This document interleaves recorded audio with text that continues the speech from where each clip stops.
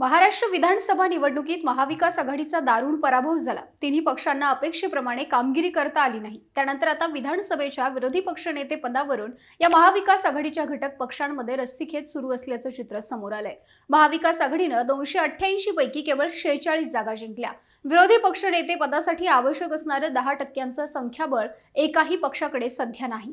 शिवसेना ठाकरे गटात 20, काँग्रेस 16 आणि राष्ट्रवादी काँग्रेस शरद पवार गटाला फक्त 10 जागा जिंकता आल्या। विरोधी पक्षनेते पदासाठी 288 पैकी 10% म्हणजे 29 जागा सभागृहात असण्याची आवश्यकता आहे, परंतु महाविकास आघाडीतल्या एकाही पक्षाला त्या मिळवता आल्या नाहीत। आता महाविकास आघाडीकडे पुरेसं संख्याबळ नसलं तरी विरोधी पक्षनेते पद दिलं जाईल अशी चर्चा आहे आणि त्यासाठी तिन्ही पक्षांत स्पर्धा सुरू झाली आहे। विरोधी पक्षनेते पदावर नेमकं कोण दावा ठोकून आहे? विरोधी पक्षनेते पदासाठी दिल्ली पॅटर्नची चर्चा का होतीये? विधानसभा अध्यक्ष राहुल नार्वेकर यांनी काय म्हटलंय हे आपण या व्हिडिओतून जाणून घेणार आहोत। नमस्कार, मी Madhuri Kumkar, for the people news मध्ये आपलं स्वागत। व्हिडिओला सुरुवात करण्यापूर्वी चॅनलला सबस्क्राइब करा, लाईक व फॉलो करा। विधानसभा अध्यक्षपदी भाजपाचे राहुल नार्वेकर हे सलग दुसऱ्यांदा विराजमान झाल्यानंतर आता विरोधी पक्षनेते पदावरून चर्चा सुरू आहे। विरोधी पक्षनेते पदासाठी एकूण आमदारांच्या संख्येच्या 10% संख्या आवश्यक असते। महाराष्ट्राच्या विधानसभेत एकूण 288 आमदार आहेत, त्यामुळे विरोधी पक्षनेते पदासाठी एका पक्षाकडे किमान 29 आमदारांचं संख्याबळ असणं गरजेचं आहे। परंतु यंदाच्या विधानसभेच्या निकालात महाविकास आघाडीच्या 3 घटक पक्षांपैकी एकाही पक्षाकडे इतकं संख्याबळ नसताना काँग्रेस आणि ठाकरे गटात विरोधी पक्षनेते पदावरून रस्सीखेच सुरू झाली आहे। विरोधकांकडे संख्याबळ नसलं तरी सुद्धा त्यांचा योग्य तो सन्मान राखत त्यांना विरोधी पक्षनेते पद दिलं जाईल असं खुद्द मुख्यमंत्री देवेंद्र फडणवीस यांनी सांगितलंय। अर्थातच सर्वस्वी तो अधिकार विधानसभा अध्यक्षांचा असल्या कारणानं याबाबत विधानसभा अध्यक्ष निर्णय घेतील।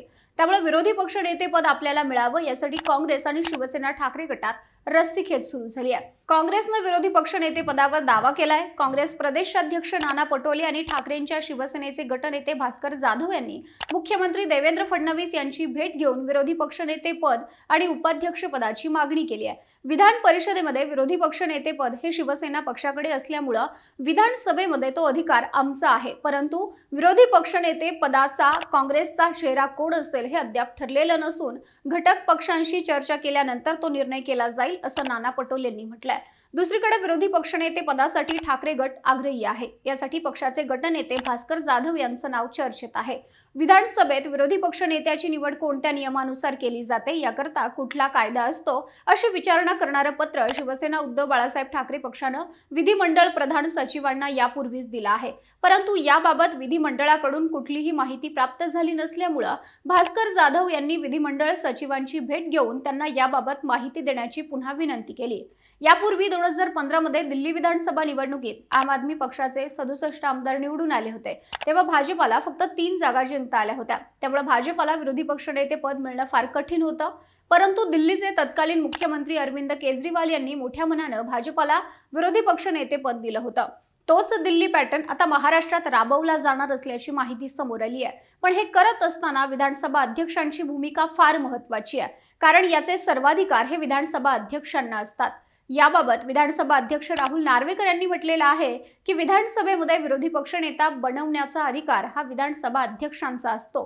सध्याच्या विरोधी पक्षाच्या संख्याबळानुसार कुठल्याही एका पक्षाकडे विधानसभेचा विरोधी पक्षनेता बनण्यासाठी आवश्यक असणारे संख्याबळ नाही, परंतु जेव्हा माझ्याकडे अशा पद्धतीचं प्रपोजल येईल तेव्हा या आधीचं रेकॉर्ड तपासून विचार विनिमय करून मी योग्य तो निर्णय घेईन। शेवटी जनतेच्या आशा आकांक्षा घेऊन आमदार विधानसभेत येतात, म्हणून विरोधी पक्षनेतेपद असणंही तितकंच महत्त्वाचं आहे अशी भूमिका नार्वेकरांनी मांडली आहे। विशेष अधिवेशनाच्या 3ऱ्या दिवशी विधानसभा अध्यक्षपदी राहुल नार्वेकर यांची एकमतानं निवड करण्यात आली।